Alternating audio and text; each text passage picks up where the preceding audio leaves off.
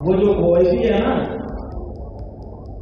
वो भी अगर कहे कि हम गौ भक्ति करेंगे और गौ माता की रक्षा के लिए खड़े हैं, हम उसको भी वोट देने को तैयार हैं, लेकिन धर्म हिंदू को वोट देने को तैयार। घटना हुई है, वही तो छोटी सी घटना पूरे है, इतना बड़ा छल हो गया हिंदू समाज के साथ। ये द्रोह हुआ है, जैसे राष्ट्रद्रोह होता है उसी कैटेगरी का ये द्रोह है हिंदू समाज के साथ।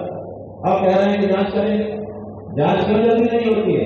अभी आपने केदारनाथ का नाम लिया कि वहां पर सोने का घोटाला 2.5 साल हो गए, अभी तक जांच ही हो रही है। जब ये घोटाला सामने आया था तब मांग की गई थी लोगों के द्वारा कि जांच करिए, सरकार ने कहा था हम जांच करेंगे। 2.5 साल हो गए, अभी जांच ही हो रही है।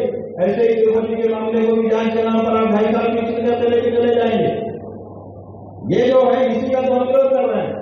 तिरुपति में जो घटना हुई है, जिस तरह से हमारी हिंदुओं की पवित्रता को खंडित करने का षड्यंत्र किया गया है, वो बहुत ही बड़ा अपराध है और जल्दी से जल्दी जांच करके जो इसके पीछे है उसको कड़े से कड़े दंड दिया जाना चाहिए, ऐसा हमारा कहना है। और साथ ही साथ मंदिरों से सरकारी नेता, सरकार और सरकारी अधिकारी हट जाने चाहिए, कम से कम धार्मिक मामले में।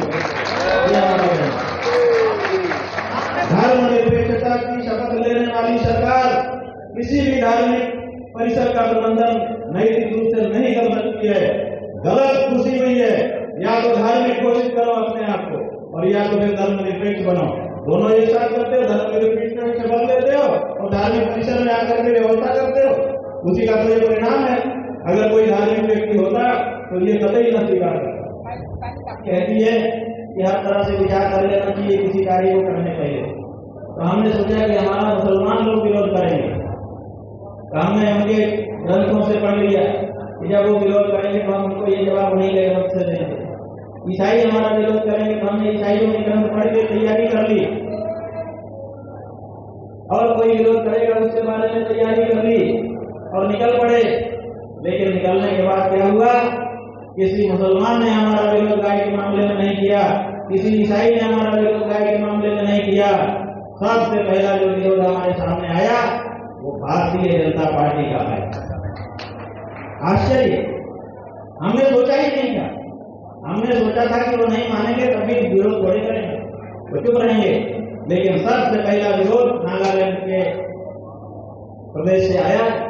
वहां के जो भारतीय जनता पार्टी के अध्यक्ष हैं, उन्होंने पत्र जारी करके कहा कि गाय हमारे भोजन की संस्कृति का हिस्सा है, इसके बारे में बात करने वाले को नागालैंड में प्रवेश नहीं करना चाहिए।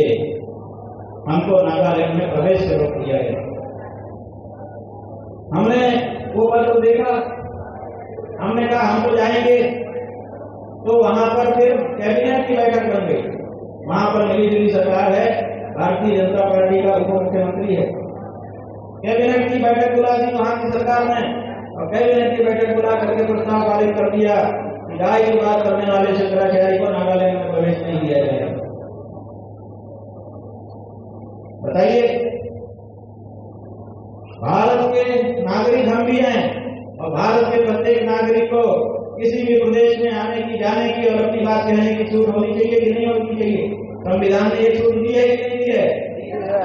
और हम कोई हिंसा की बात नहीं कर रहे थे कि हम किसी की हिंसा करेंगे, किसी को गाली देंगे।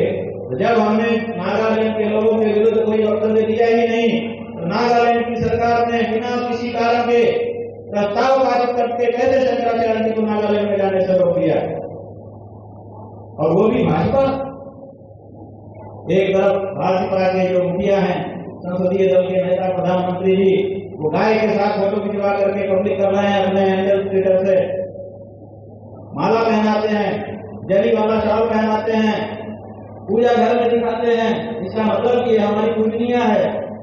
एक तरफ उनकी तरफ से ये हमारे सामने दृश्य प्रस्तुत किया जाता है और दूसरी तरफ से उसी समय, उसी दिन नागालैंड भाजपा शंकराचार्य जी को केवल इसलिए नागालैंड में प्रवेश से निषेध कर देती है कि वो गाय की बात करने के लिए आ रहे हैं। ये दोहरा चरित्र, ये आश्चर्यजनक है। इसलिए हम ये मांग करते हैं, देश के लोगों की तरफ से मांग करते हैं कि भारतीय जनता पार्टी को भी ये स्पष्ट करना चाहिए कि असल में उनकी बात कौन सी है। जो प्रधानमंत्री जी दिखा रहे हैं वो है कि जो नागालैंड भाजपा का अध्यक्ष कह रहा है वो है। असल ये क्या है? ये दुरंगी नहीं चलेगी। छोड़ दे एक रंग हो जा, सरासर होम हो जा, सब हो जा। ये दुरंगी नहीं चलेगी कि जहाँ गाय के भक्त हैं वहाँ गाय के भक्त बंद करके आप चले जाओ, और जहाँ गाय के भक्त नहीं है वहाँ पे गाय के मांस प्रेमी मत करके आप चले जाओ। एक भारतीय जनता पार्टी में नेता था मुसलमान, उसका नाम था मुख्तार अब्बास नकवी। उसने वक्तव्य दिया कि जिनको भी खाना हो वो पाकिस्तान चले जाए। आप लोगों ने उसको छापा, प्रमुखता से छापा। जब उसने ये वक्तव्य दे दिया तो 2 दिन के बाद वो भी मंत्री था भारतीय जनता पार्टी के कैबिनेट में, दूसरा एक मंत्री खड़ा हो गया और उसने कहा मैं खाता हूं बीफ, है किसी की हिम्मत तो रोक ले। ये 2 वक्तव्य भारतीय जनता पार्टी के केंद्रीय मंत्रियों के आए इस देश में। और फिर क्या हुआ? फिर ये हुआ कि जिसने कहा था कि जिसको भी खाना हो पाकिस्तान चला जाए, उसका मंत्रालय छिन गया, आज वो मंत्री नहीं है। और जिसने कहा था कि मैं खाता हूं भी, आज भी वो मंत्री बन करके बैठा हुआ है। उदाहरण है आपके सामने, हम किसकी तरफ जाए बताओ? हमारे लिए मुख्तार अब्बास नकवी हमारा भाई है, क्योंकि हमारी गाय माता के पक्ष में खड़ा है।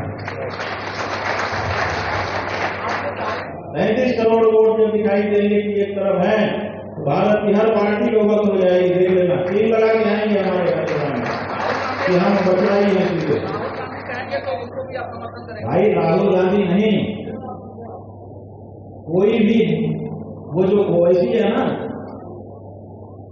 वो भी अगर कहे कि हम गौ भक्ति करेंगे और गौ माता की रक्षा के लिए खड़े हैं, हम उसको भी वोट देने को तैयार हैं, लेकिन धर्म हिंदू को वोट देने को तैयार नहीं।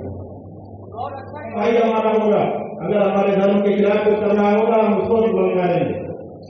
इसीलिए कोई भी हो, हम ये नहीं करोगे कि बीजेपी कांग्रेस ने जीता है। हम ये सोचते हैं कि हमारे हिंदू धर्म में कोई खेती तो नहीं कर रहा है, और अगर कर रहा होता है तो उसको हम कहते हैं और कहते रहेंगे। इसी के लिए हमको इस जगह पर बैठाया गया है, पक्षपात करने के लिए नहीं बैठाया गया, गोलबंदी करने के लिए नहीं बैठाया गया है।